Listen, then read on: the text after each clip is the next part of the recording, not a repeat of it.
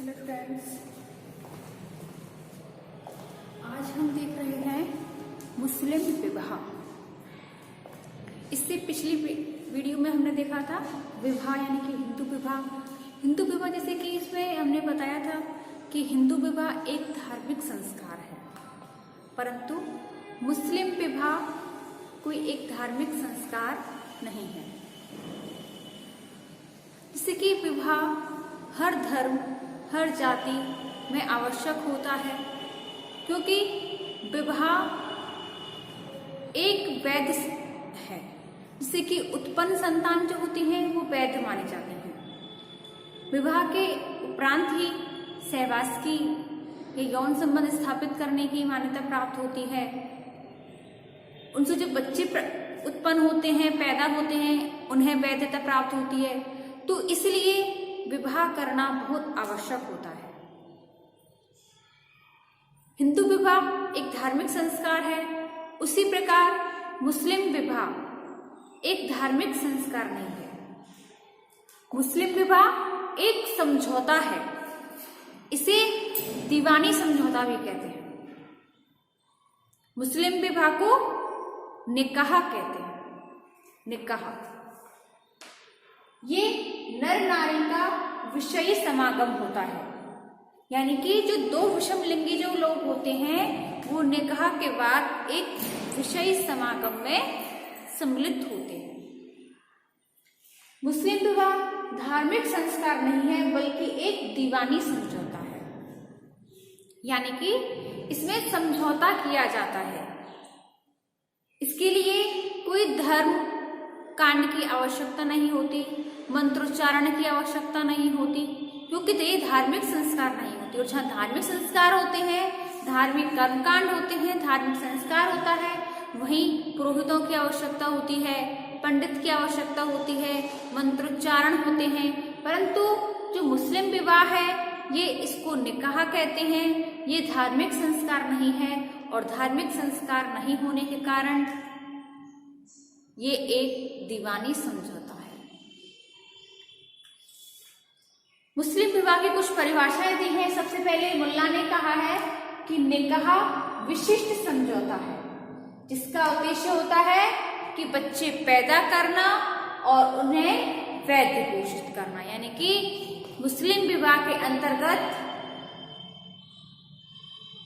मुस्लिम विवाह को एक विशिष्ट समझौता कहा है। इससे जो संतान उत्पन्न होती है वो निकाह के बाद उन्हें वैध घोषित किया जाता है। दूसरी परिभाषा है हमारी अमीर अली के अनुसार, इसमें मुस्लिम विवाह कानूनी संविदा है, जिसके लिए पुरोहित या मुल्ला की या किसी भी धर्मकांड की मंत्रोच्चारणों की आवश्यकता नहीं होती। इसकी अगली परिभाषा से कापड़िया कहते हैं कि मुस्लिम जो विवाह होता है ये कानूनी समझौता है। मुस्लिम विवाह कानूनी समझौता है, क्योंकि इसके अंतर्गत जो पुरुष पक्ष होता है, वर पक्ष होता है, वो स्त्री के लिए मेहर देता है। मेहर यानी कि जो दहेज होता है वो कन्या पक्ष के द्वारा वर पक्ष को दिया जाता है, परंतु मेहर पुरुष के द्वारा स्त्री के लिए दिया जाता है। स्त्री पक्ष के लिए यानी कि स्त्री के पिता के लिए नहीं, बल्कि स्त्री के लिए, स्वयं पत्नी के लिए दिया जाता है, वह होता है मेहर। और यह आवश्यक होता है, क्योंकि इससे स्त्री की मान सम्मान की प्रतिष्ठा जुड़ी हुई होती है। इसलिए मुस्लिम विवाह में मेहर एक अति आवश्यक तत्व है। इसके बाद आता है मुस्लिम विवाह के उद्देश्य, यानी कि हर चीज की कोई ना कोई सीमाएं होती हैं, हर चीज का कोई ना कोई एक उद्देश्य होता है। तो इसमें आता है कि यौन संबंध स्थापित करने की वैध स्वीकृति, यानी कि कोई भी विवाह हो, कोई भी धर्म हो, एक विवाह के बाद ही यौन संबंध स्थापित करने की उन्हें समाज स्वीकृति प्रदान करता है। विवाह से पहले यौन संबंध स्थापित करना अवैध माना जाता है, यानी कि उन्हें वैध स्वीकृति प्राप्त नहीं होती, समाज स्वीकृति प्रदान नहीं करता। अगला आता है बच्चों को जन्म देना और उनका पालन पोषण करना, यानी कि विवाह के पश्चात बच्चों का पालन पोषण करना होता है, बच्चों को जन्म देना होता है। और विवाह से पहले अगर किसी से अनजाने में यौन संबंध स्थापित हो जाते हैं, बच्चे को जन्म देते हैं, तो उन्हें समाज स्वीकृति प्रदान नहीं करता है, उन्हें हीन भावना से देखता है। और विवाह के पश्चात जन्म देना, बच्चों को जन्म देना, उनका पालन पोषण करना, ये मुस्लिम समाज यानी कि हर समाज के एक विवाह के पश्चात एक मुख्य उद्देश्य रहता है। पति पत्नी के परस्पर अधिकारों को मेहर के द्वारा स्वीकृति प्रदान करना, यानी कि जो मेहर होता है पुरुष के द्वारा स्त्री को दिया जाता है, इससे कि पति का पत्नी पर अधिकार हो जाता है। यानी कि जो पति पत्नी आपस में सहवास करते हैं तो सहवास से पूर्व पत्नी की मान प्रतिष्ठा में दिया जाने वाला जो धन होता है वो मेहर कहलाता है। और ये मेहर 5 रुपए से लेकर कई हजारों तक हो सकता है, और ये मेहर अति आवश्यक होता है। अगला है एक संविदा के रूप में पति पत्नी को यह अधिकार देना कि एक पक्ष के द्वारा संविदा का पालन न करने पर दूसरा पक्ष उसे छोड़ सकता है।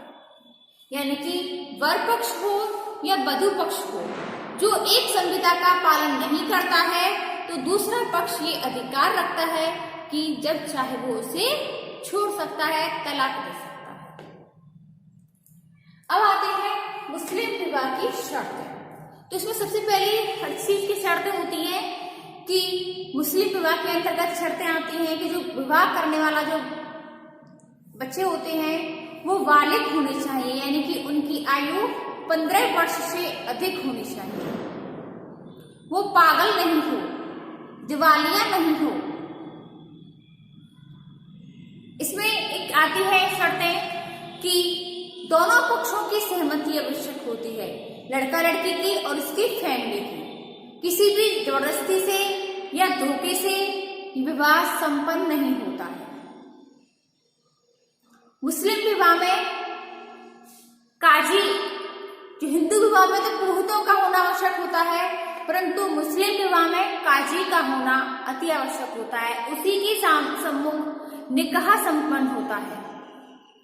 मुस्लिम विवाह के अंतर्गत या तो 2 पुरुष हो साक्ष्य के रूप में, गवाह के रूप में, या फिर 1 पुरुष और 2 महिला अति आवश्यक होती हैं गवाह के रूप में।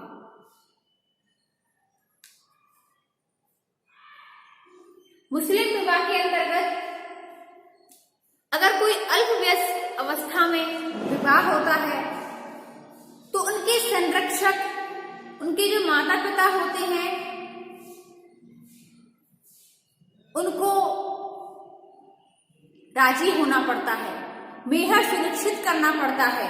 परंतु जब वो नाबालिग बच्चे बालिग हो जाते हैं और अगर वो इस संबंध से राजी नहीं होते तो उन्हें मुस्लिम समाज के अंतर्गत ये अधिकार प्राप्त होता है कि वो अपना बालिग होने पर विवाह समाप्त कर सकते हैं। और इस विवाह को कहते हैं, इस प्रकार के विवाह को समाप्त करना कहते हैं खयार उल मुलूक, यानी कि खयार उल मुलूक के अंतर्गत वर और वधू बालिग होने पर अपने विवाह को समाप्त कर सकते हैं।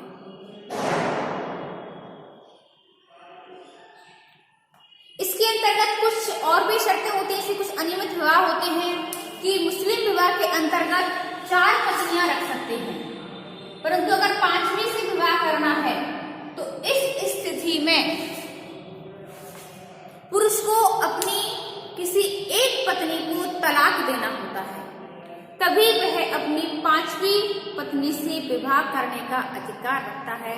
अगर वह इस स्थिति में 4 स्त्रियां उसके पास मौजूद हैं, 5वीं से विवाह करना चाहता है तो वह उसे वैध प्राप्त नहीं होती, मान्यता प्राप्त नहीं होगी। उसे 5वीं स्त्री से विवाह करने के लिए पहले एक स्त्री से तलाक लेना पड़ता है, तलाक लेना होगा तभी वह 5वीं स्त्री से विवाह कर सकेगा। दूसरा है गवाहों का आवश्यक होना। किसी स्थिति में अगर गवाह साक्ष्य मौजूद नहीं है तो वह विवाह अनियमित विवाह माना जाएगा। तो इस स्थिति में उसे गवाहों का होना, उस समय पर निकाह जब हो रहा होता है तो उस टाइम पर गवाहों का उस निकाह के अंतर्गत मौजूद होना अति आवश्यक होता है।